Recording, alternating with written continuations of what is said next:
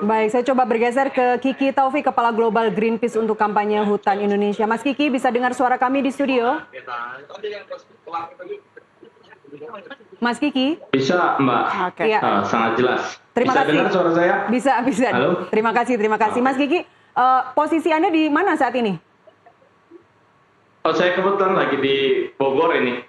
Di Bogor. Oke. Bagaimana pantauan Anda terkait banjir yang melanda dan meluas di Sumatera, bahkan di Tapanuli, khususnya di Tapanuli? Ya, terima kasih. Yang pertama tentu saya ingin menyampaikan turut berduka cita dan simpati yang sangat mendalam untuk warga di Sumatera Utara, terutama di Tapanuli dan beberapa kota lain yang saat ini terdampak banjir.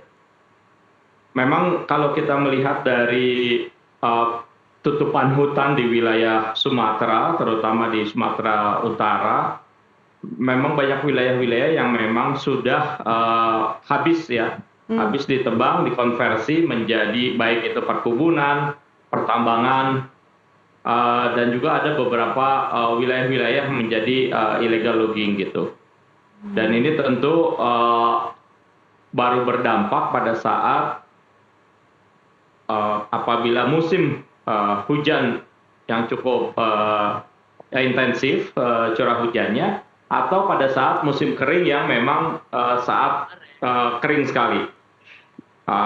Jadi pada saat El Nino, pada saat musim kering, atau pada saat La Nina. Nah, saat ini kita memasuki musim penghujan dengan curah hujan yang cukup intensif dan banyak. Dan ini mulai kita lihat bagaimana bencana banjir ini mulai datang di wilayah Sumatera, mulai dari Aceh, kemudian Sumatera Utara. Kami juga pantau di Sumatera Barat juga sudah mulai banyak hujan, ada beberapa banjir tapi masih kecil, tidak seperti yang terjadi di Sumatera Utara. Artinya wilayah-wilayah Sumatera yang memang konversi lahannya itu sudah sangat mengkhawatirkan, mau tidak mau warga saat ini dan pemerintah saat ini harus memberikan perhatian yang sangat besar.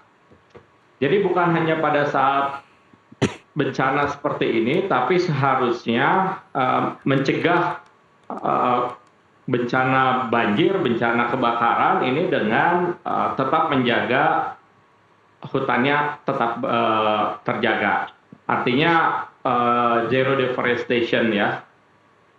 Jadi tidak ada lagi konversi lahan untuk perkebunan, untuk tambang, untuk bahkan illegal logging. Nah, itu seharusnya pemerintah lebih tegas lagi, dan pemerintah provinsi seharusnya juga punya kewenangan untuk memastikan tata ruang wilayah provinsinya itu betul-betul bisa menyangga wilayah-wilayah yang memang rawan terhadap bencana-bencana seperti banjir, longsor, kebakaran gitu. Baik, Mas Kiki. Selalu menjadi korban selalu warga gitu, itu jadi masalahnya. Iya, betul. Mas Kiki, kalau kita melihat data Greenpeace, ini Walhi juga melaporkan ada aktivitas tambang emas begitu, khususnya di Tapanuli. Bagaimana data yang Anda olah di Greenpeace? Betul, memang kami juga melihat bahwa ada beberapa tambang ya, tambang emas, kemudian juga ada perkebunan sawit di sekitar wilayah tersebut, perkebunan, termasuk juga ada pulp and paper ya, HTI gitu. Nah, ini juga termasuk membuat wilayah hutan yang memang harusnya menjadi serapan menjadi hilang. Tapi memang yang paling signifikan adalah tambang-tambang yang melakukan tambang-tambang terbuka dan itu tidak melakukan reklamasi atau reboisasi pada saat selesai menambang gitu. Jadi banyak wilayah di wilayah-wilayah Sumatera, di Kalimantan juga pada saat mereka menambang, tambangnya dibiarkan saja selesai mereka menambang sehingga menjadi bencana bagi warga gitu ya. Pada saat hujan akan jadi banjir, bandang dan lain sebagainya. Ya, ada data tahun persisnya kapan kerusakan hutan dan juga masifnya tambang emas mulai terjadi di Sumatera Utara? Ada tahun persisnya?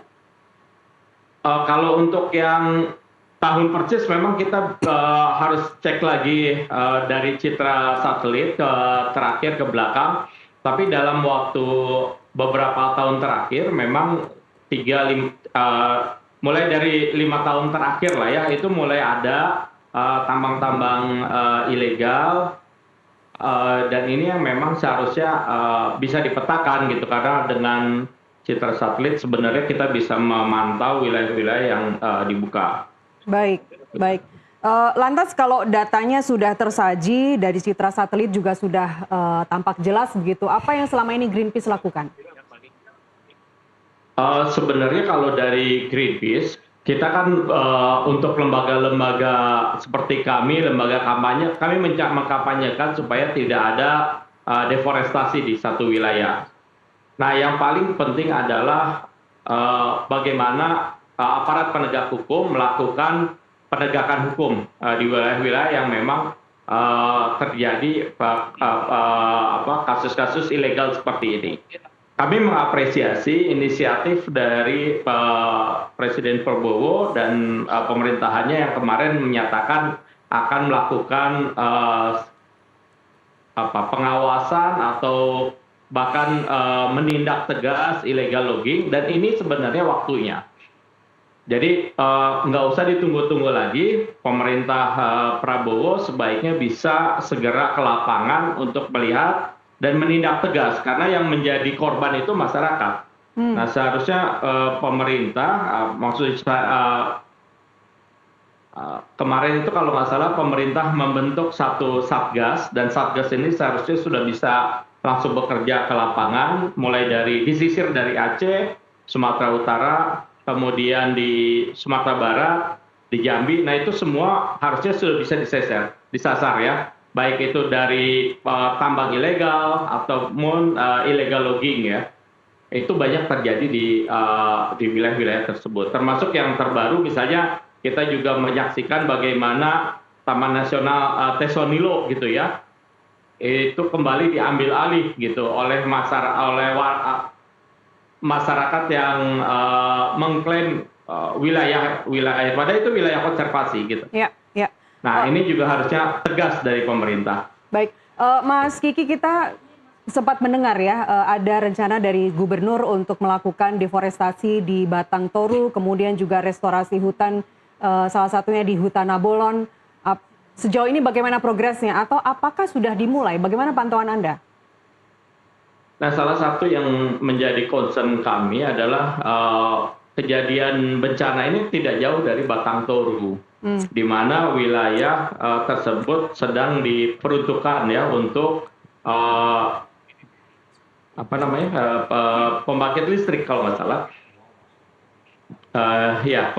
Pembangkit listrik di wilayah sana, dan juga wilayah hulunya itu memang sudah terbuka. Dan ini yang menjadi khawatir gitu ya. Memang harusnya pemerintah provinsi melihat dulu kondisi kesesuaian lahannya. Kemudian juga Batang Toru ini adalah salah satu wilayah habitat dari orangutan Sumatera. Dan ini cukup spesies yang cukup unik gitu ya dibanding orangutan Sumatera yang ada di wilayah Leuser. Jadi seharusnya ini menjadi perhatian juga gitu, karena kita juga melihat bagaimana bukan hanya habitat orangutannya tersebut, tapi juga manusianya, masyarakat adat, wilayah masyarakat yang ada di Batang Toru juga tergusur gitu.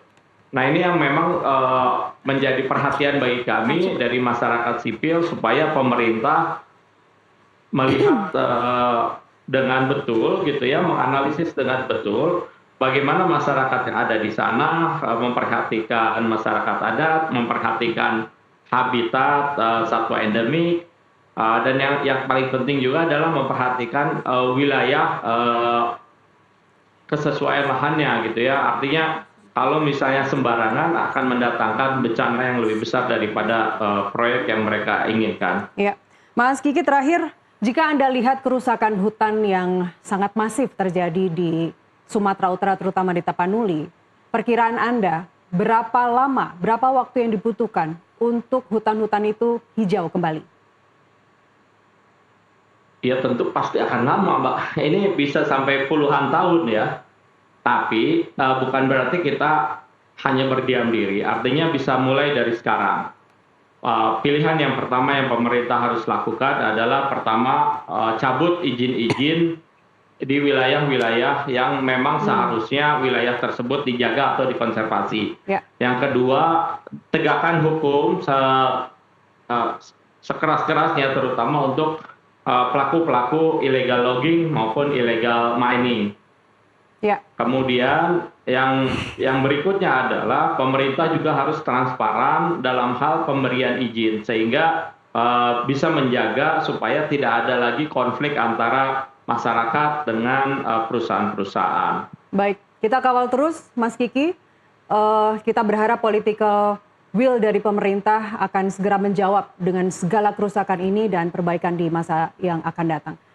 Kiki Taufik, Kepala Global Greenpeace untuk kampanye hutan Indonesia. Terima kasih atas waktu kita di NTV Prime.